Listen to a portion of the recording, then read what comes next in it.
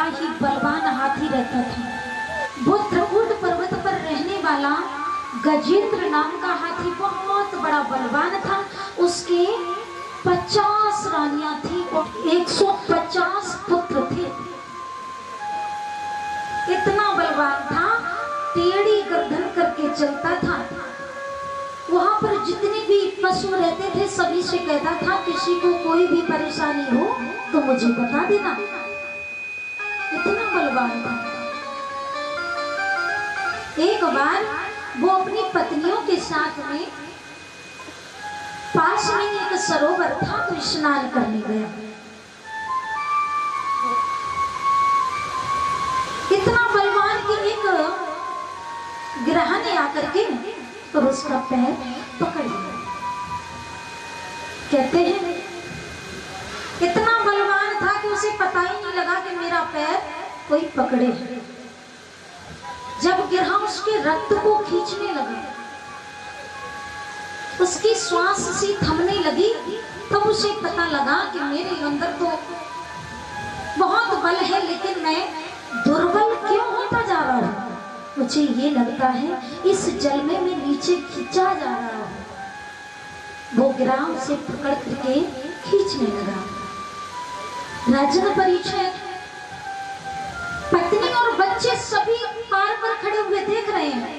पहले तो स्नान कर रहे थे, जब हाथी को डूबता हुआ देखा तो किनारे पर खड़े हो गए।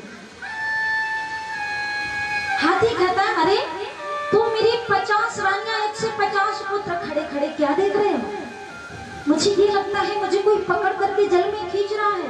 मैं इतना बड़ा बलवान था लेकिन मुझे लगता है मैं दुर्बल होता जा रहा हूँ। अरे बचाओ, मुझे बाहर खींचो। कहते हैं भक्तों बड़े दिनों तक पत्नियों ने और उनके बेटाओं ने गज को पकड़ करके खींचा। एक दूसरे के लिए पकड़ पकड़ करके खींचते हैं, मेहनत करते हैं, लेकिन हाथी बाहर नहीं निकला। सुखदेव जी कहते हैं राजन परीक्षित अब तो ये दुनिया कितना साथ देती है। देखिए 2-3 दिन तक तो बहुत प्रयास किया कि गज बाहर निकल आए। 3 दिन बाद बच्चे और पत्नी गज को छोड़ करके और चलने लगी। गज कहने लगा कहाँ जा रहे हो। बोले क्या करूं, बहुत मेहनत कर ली तुम्हें निकालने के लिए, जब तुम नहीं निकल रहे हो तो फिर क्या आप नहीं जानते तुम। गज अकेला रह गया, जिससे इतना गुमान था मेरी 50 रानियां हैं, 150 पुत्र हैं, कोई काम नहीं आया, सब छोड़ करके चले गए। भाई हालत तो इस दुनिया में है भैया, कोई प्रेम नहीं करता, ये तो झूठा प्रेम है। अरे अगर प्रेम तो मैं जब समझूं कि कोई बैठे बैठे खिलाता रहे, कमाई करवाए ना। गजेंद्र ने सबसे पहले पत्नियों को पुकारा, बेटाओं को पुकारा। जब किसी ने रक्षा नहीं की तब गज ने भगवान को पुकारा। यही तो रीति है हमारी यहाँ पर। पहले तो पड़ोसियों को पुकारते हैं, फिर रिश्तेदारों को पुकारते हैं दुख में। जब कोई काम नहीं आता है तो भगवान याद आता है। भगवान कहते रे गज, दुनिया को पुकारने से पहले तू मुझे याद कर लेता तो तेरा क्या बिगड़ जाता।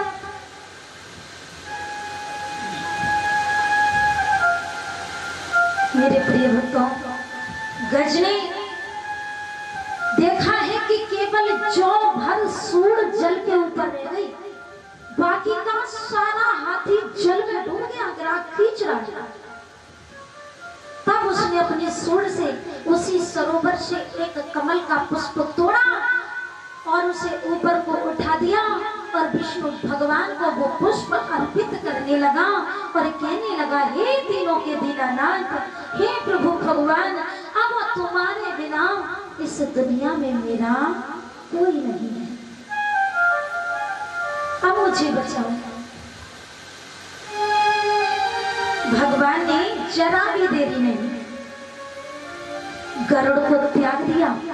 इतनी तेजी से आए थे भगवान। आते ही आते भगवान ने चक्र सुदर्शन से और गिरा के स्वर को काट दिया, गज के फिंद को छुड़ा दिया। और वो गिरा कौन था पता है? उसका भी भगवान ने उद्धार किया। वो एक गंधर्व था जो जल में खड़े हुए संत महात्माओं के पैर पकड़ पकड़ के खींचता था। संत महात्मा ने क्रोधवश श्राप दे दिया, तो एक गिरा की तरह, मगरमच्छ की तरह मेरे पैर पकड़ पकड़ के मेरी तपस्या को भंग करना है। जहाँ हम तुझे श्राप देते हैं तो गिरा बन जा। इसी प्रकार से मनुष्यों को पकड़ते रहे। तो गिरा ने अनुनय विनय किया था कि कहा था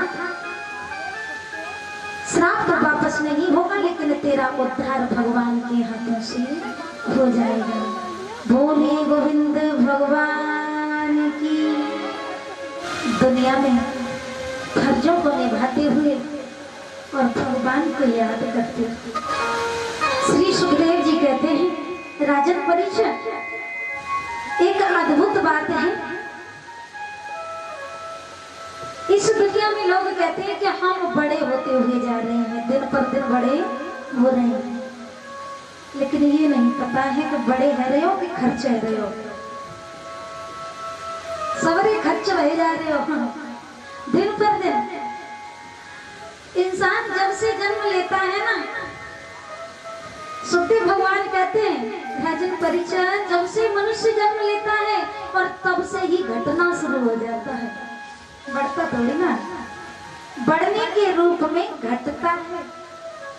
लोग जन्मदिन मनाते हैं, जन्मदिन मनाते हैं, मोमबत्ती लगाते हैं, उस पर फूंक मारते हैं। वो फूंक मारना तो सकते हैं, कहते हैं कि फूंक मार करके इंसान कहता है कि मेरा 1 साल गुज गया, चला गया। मिनट पर मिनट हम घटते ही तो जा रहे हैं। इसलिए ये ना देखो कि हम बढ़ रहे हैं, ये देखो घट रहे हैं, और यही सोच करके भगवान का भजन करो। बोले गोविंद भगवान